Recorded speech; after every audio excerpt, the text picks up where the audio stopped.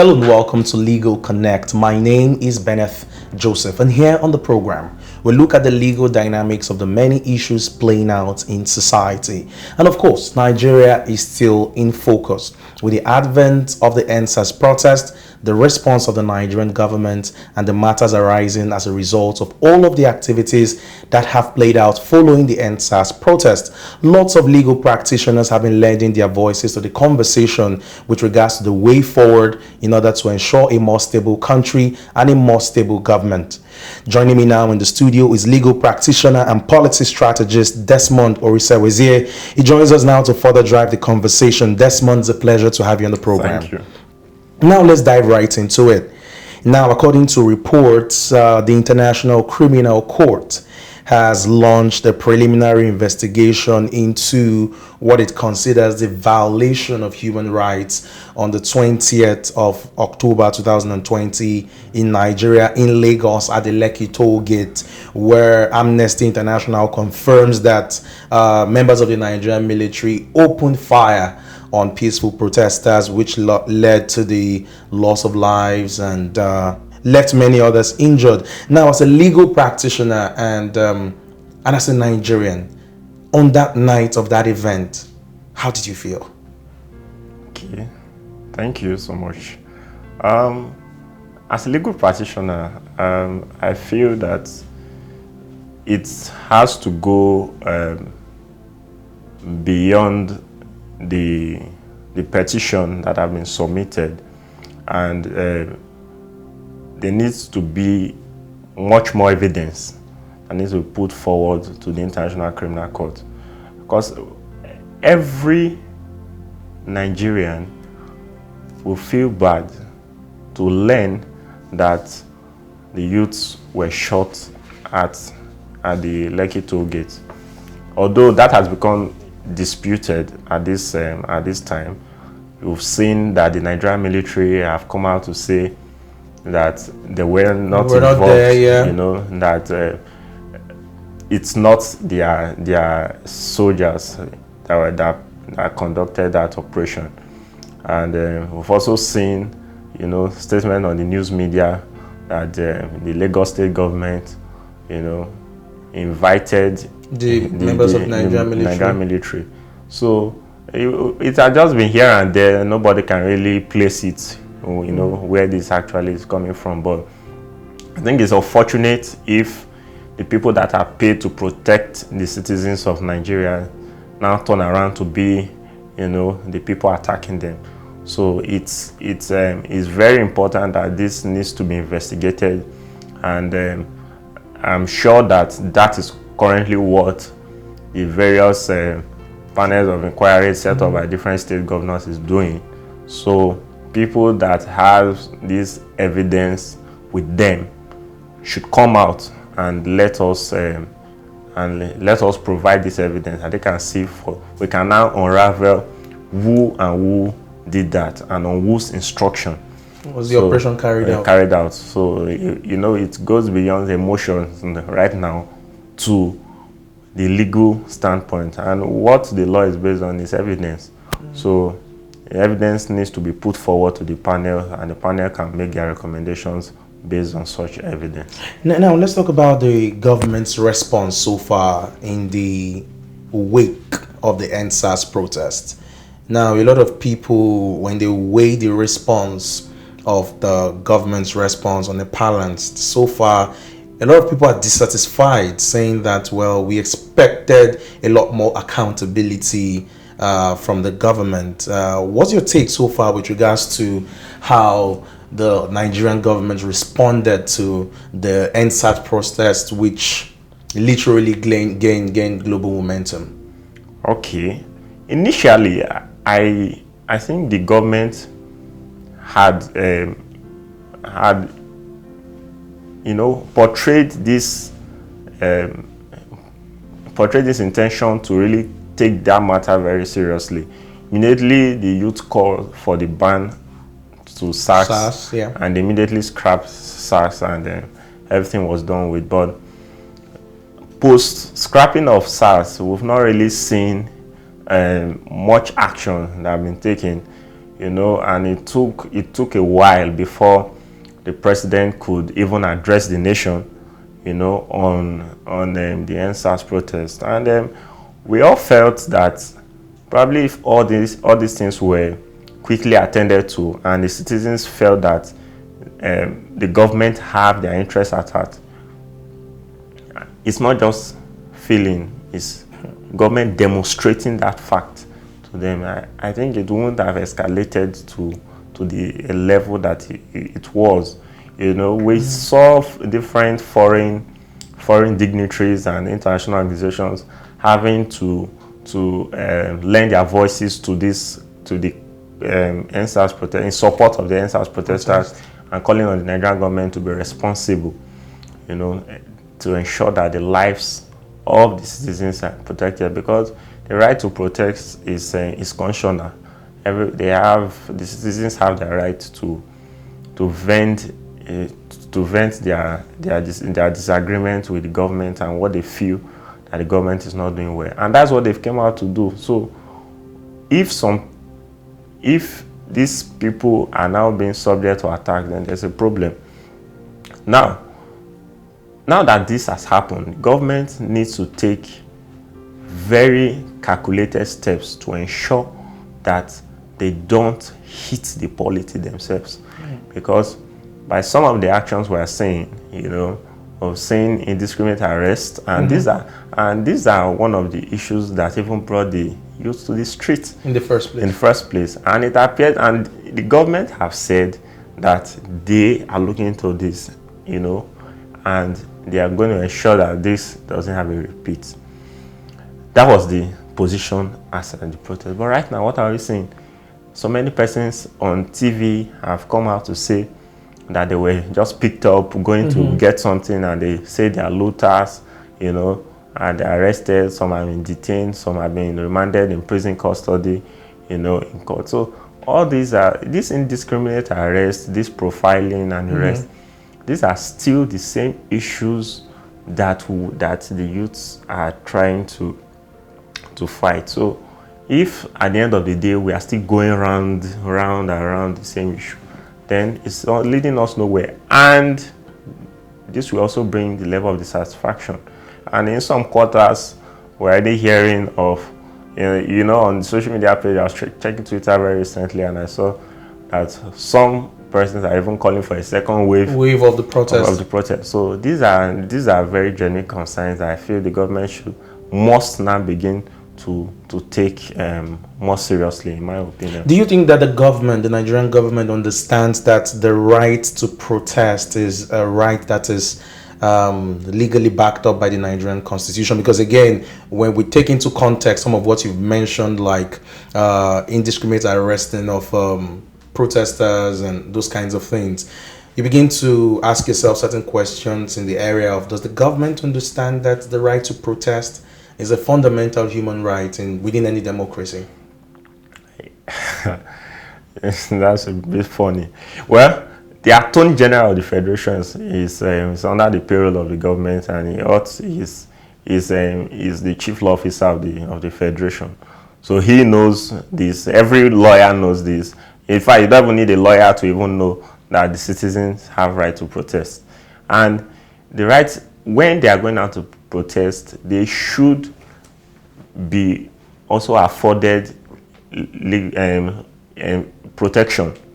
Yeah, so the duty of the police is just to ensure that during this protest there's no breakdown of law and order. But that the right to protest is not negotiable, because it is there in the Constitution, is there in the UN Charter and in the African Charter of Human and People's Rights. So all these are well acceptable standards in every country. In fact, the moment a government is elected, the next possible avenue for the citizens to vent or to express their disagreement with the government is by taking to the streets to show their displeasure with whatever is going on in the government. Because if after the election they're not able to make their position known as at that point, the next available avenue is to make the government that have found its way into power to address their concern at that point. So I'm sure every democratic government that is truly practiced in the spirit of constitutionalism must ensure that the right to protest is well protected. Now let's talk about how the military got into the protest, because again, the presence of the Nigerian military on Tuesday night, the 20th of October 2020, further escalated the events that were already playing out at the time. Now, is it constitutional? That's where it gets a little dicey, and maybe myself and many of those watching now would need clarity as to, is there usually a need to engage the military in terms of dispersing protesters or bringing calm, if the government perceives that, well, let's say there was now a threat to law and order and all of that. But at the point of Tuesday night, the 20th of October 2020, was there a need for the presence of the Nigerian military? Well, we all know, or it's important to state here, that the police is actually the one that's supposed to maintain internal control and ensure that there's protection of lives and property. Why the military is should ordinarily be deployed to quell or to forestall any external aggression, or maybe a terrorist operation. So bringing the military into civilian affairs, I think in any form should be condemned. So what I would say at this point is that let the police do their job.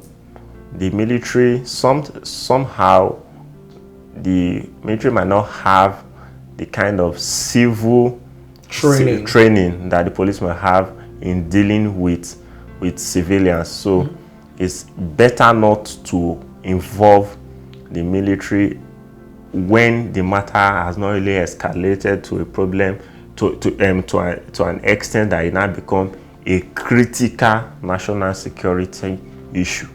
So going forward, I think the Nigerian government should ensure that it actually position the military for what they are usually expected to do.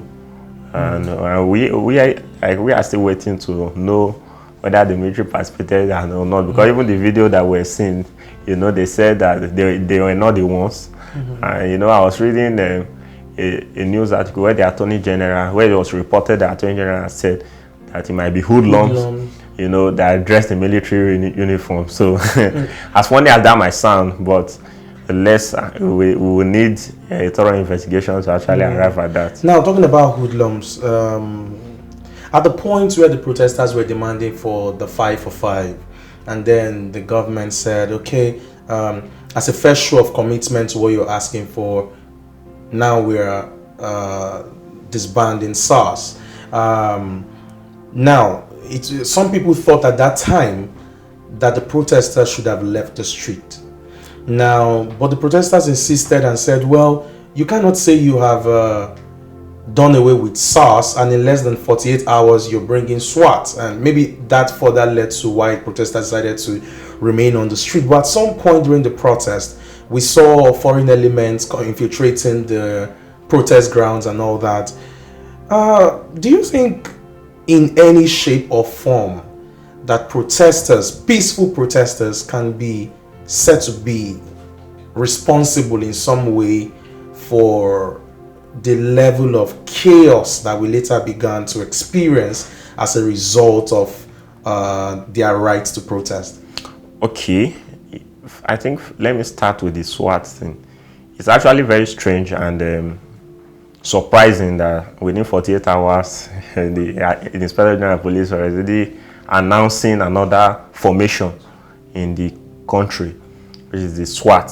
It's a bit funny, but we should note that the End SARS protest is not just about police brutality.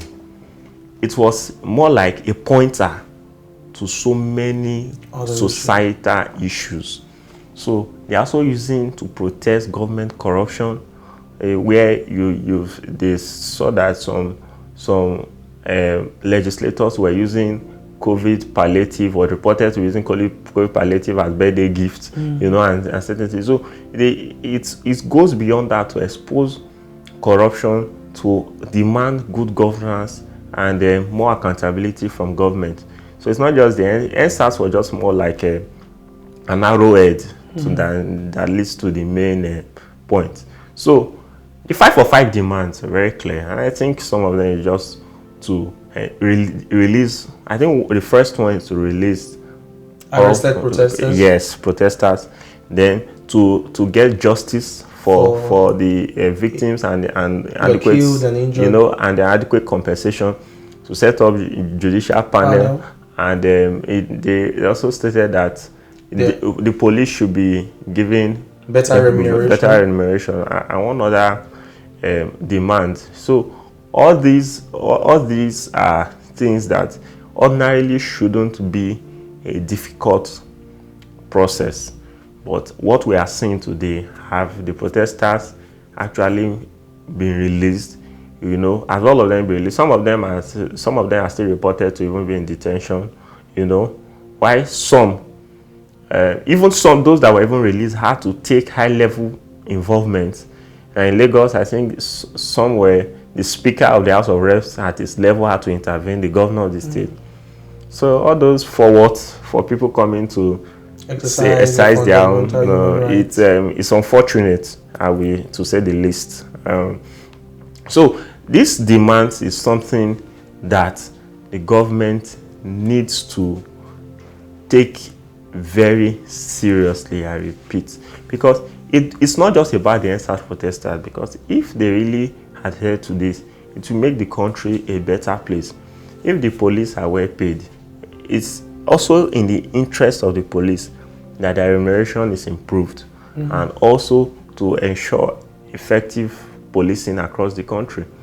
You know, so, and the people that are being traumatized by either the death or attack on their family members, if they get justice, if the erring police officers are brought to book and they are compensated, it actually shows that the society is working for Nigerians. So I'm not sure that should be the reasons why there should be an attack on the citizens for coming out to say this is the position. And I must really commend the youth, because it actually shows that we are ready for a change, and we are ready to see, this generation is ready to see that the Nigerian society must be better for it. We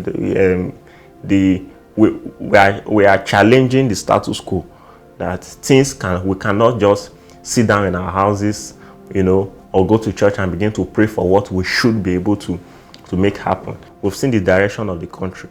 The people are coming to say this is the power to change the government is in our hands.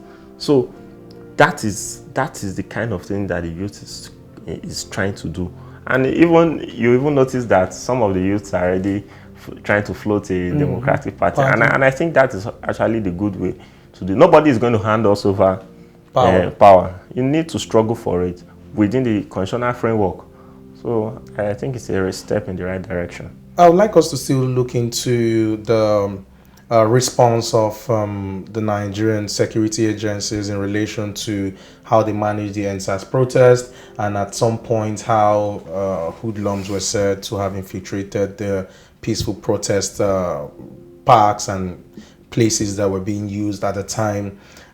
These are some of the issues I would like us to talk about, and also what steps the government should be taking going forward. But we'll take a short break and we'll pick it up from there.